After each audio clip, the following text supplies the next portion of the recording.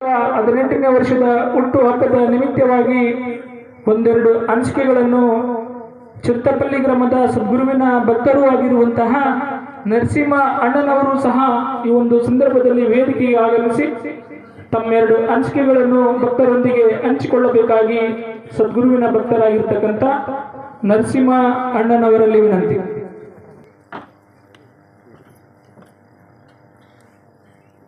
ಶ್ರೀ ಶ್ರೀ ಶ್ರೀ ಹಬ್ಬಾಸಾಲೆ ಸದ್ಗುರು ಶಿಷ್ಯರಾಗಿರುವಂಥ ಕಪೂತಾತನವ್ರಿಗೂ ಅವರ ಪಾದಕ್ಕೂ ಕೂಡ ನನ್ನ ಹೃದಯಪೂರ್ವಕ ನಮಸ್ಕಾರ ಹೇಳ್ತಿದ್ದೇನೆ.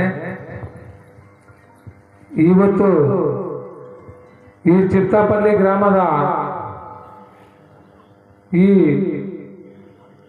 ಚಿರ್ತಪಲ್ಲಿ ಗ್ರಾಮದಲ್ಲಿ 18 ವರ್ಷದ ಹಬ್ಬಸಾಲಿ ತಾತನವರ ಹುಟ್ಟಿದಬ್ಬ ನಡೀತಾ ಅಂದ್ರೆ ಇವತ್ತು ಒಂದು ಜಾತ್ರೆ ತರನೇ ಕಾಣ್ತಾ ಇದೆ.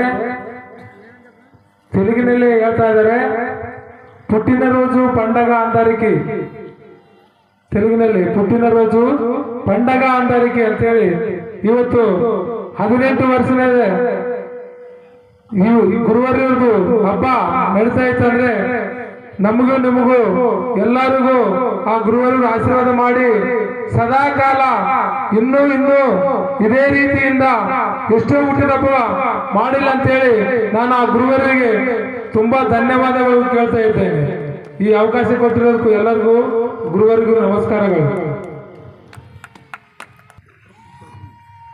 ಎಲ್ಲರಿಗೆ ಆ ಭಗವಂತನು ಗುರುವರಿಯರು ಆಯುಷ್ ಆರೋಗ್ಯ ಭಾಗ್ಯ ಸುಖ ಸಂಪತ್ತು ನೀಡಲಿ ಎಂದು ತಮ್ಮ ಹಿತ ನುಡಿಗಳಲ್ಲಿ ಹೇಳಿರುವಂತಹ ನರಸಿಂಹ ಅಣ್ಣನವರಿಗೆ ತುಂಬ ಹೃದಯ